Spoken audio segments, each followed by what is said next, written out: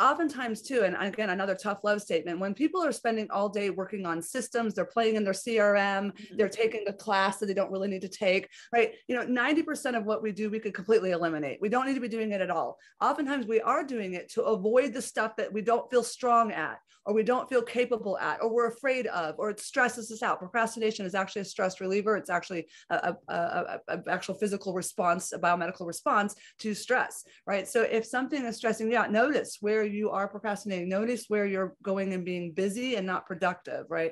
So that's usually avoidance of something else, okay? And that's okay. Again, another hard truth, right? Just recognize that, and how much time, do you value your time? It's a time value. It's a time value question.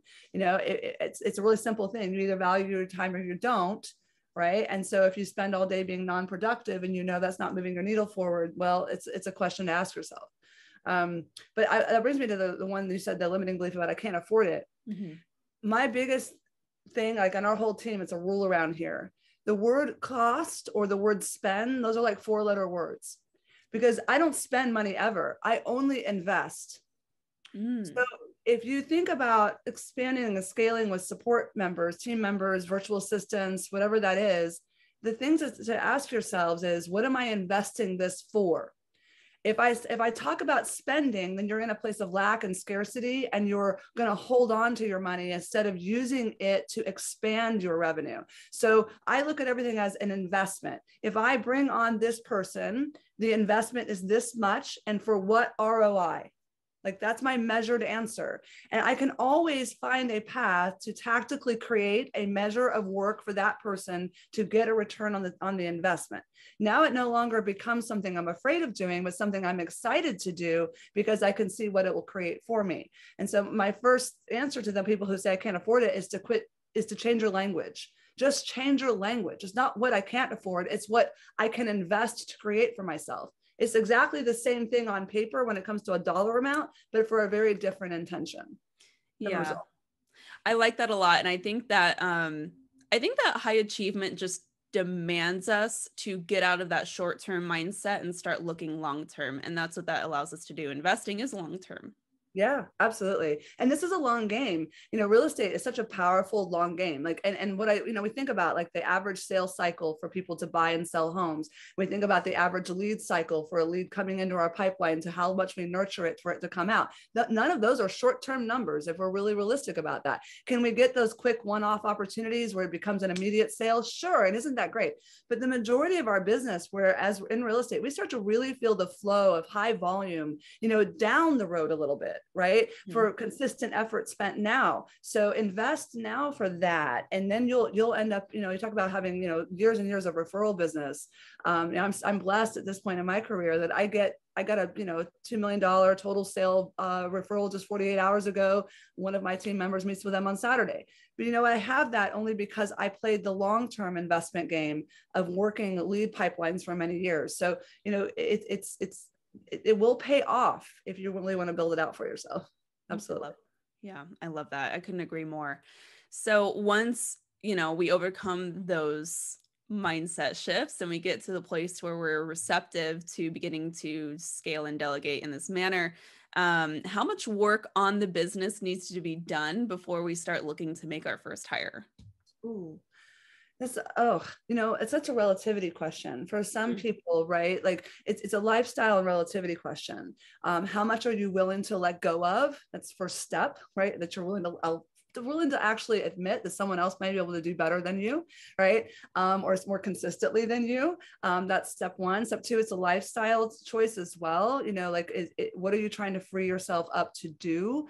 Some people that they've got to go through that set of questions. So it's not necessarily like I believe, you need to be at 10 units a year before you should hire someone, or 50 units a year. Again, I think it's highly relative. It's a commitment and an investment for a result. So it's going to be different for everyone. I don't know if I'm answering that well, but that's why I'm at.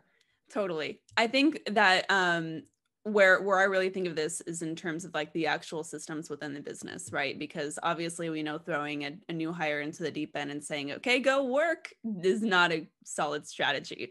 So the belief that I've always had is things need to be pretty well established in the way that you want something to happen, right? So like you need to have your workflow documented and you need to have the metric of what needs to be accomplished pretty well identified before you can effectively delegate that. Would you agree or no? Absolutely. That is like a non-negotiable.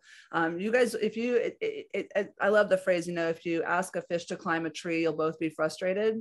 So that's what happens with a lot of people. They'll go and hire someone and they'll abdicate. They'll say, okay, well, because I've hired someone, automatically I'm going to have more results, but they don't actually give the person they've hired any core values, any mission, any goal, any directives, any performance review or processes or systems to work on.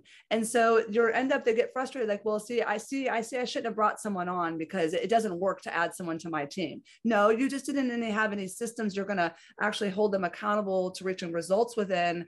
And that's a problem. So yes, for each of you individually, what do you want to hand off for someone else to do? You know, in the virtual assistant world, we have this conversation with clients every single day because they come to us and say, well, I need a virtual assistant. Great. For what purpose? Right. And have you documented what you're talking about? And are you prepared to give that in a training format to the virtual assistant to follow? Or the virtual assistant won't actually create any benefit for you, right? And then they'll end up not liking their experience with the virtual assistant, and it has nothing to do with the talent that was placed with them. It's more so that they just didn't simply have a system to follow. So I 100%, guys. And it's not that hard to do this. And if you want to get to a place of freedom in your business, this is where freedom begins, because you start to take literal processes off your shoulders, and watching someone else do that and excel at it and being able to affirm and increase their performance within that. Now you're a leader who's leading others and growing leaders. And that's where you start to really feel freedom in your business.